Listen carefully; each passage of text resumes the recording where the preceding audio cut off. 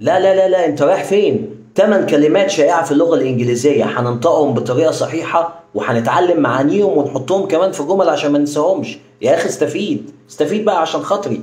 أول كلمة معانا وهي كلمة balcony، مش balcony، balcony. balcony كأن مفيش أو. مثال I love the view from the balcony. كرر ورايا balcony. I love the view from the balcony. تاني كلمة معانا وهي كلمة ransom.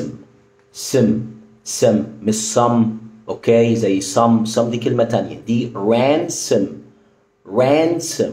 ransom معناها الفدية. For example, the kidnappers demanded a ransom.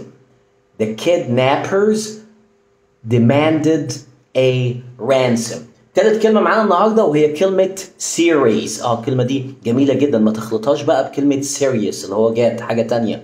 دي series معناها مسلسل أو مسلسلات زي ما أنت عاوز، الجمع زي المفرد. I love watching TV series. الكلمة اللي بعد كده وهي كلمة absurd معناها سخيف. This is absurd. ده سخيف زي silly كده. الكلمة اللي بعد كده نعلى بقى بالمستوى شوية وهي كلمة discipline معناها انضباط. Discipline is important in the class. الكلمة اللي بعد كده وهي كلمة patron، مش patron،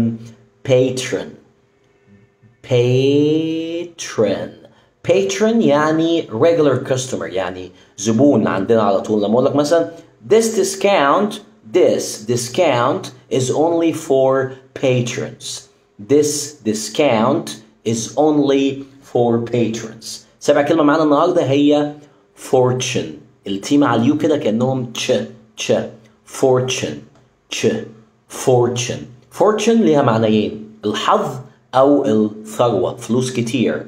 I have a lot of fortune. أنا عندي فلوس كتير. طبعا بضحك عليك يعني. يلا الحمد لله. I have a lot of fortune. اوكي، واخر كلمة معانا النهاردة وحاول تكرر ورايا لأن الكلمة متقدمة شوية هي debonair يعني راجل جذاب كده. اوكي، راجل جذاب وبيلبس كويس والست بتحبه عشان كده. اوكي. For example, she loves him because he's a debonair. اوكي، لو الفيديو عجبك وعاوزنا نكمل في سلسلة المعاني المشهورة في اللغة الإنجليزية ونطقها الصح ما تنساش تعمل شير ولايك. سلام.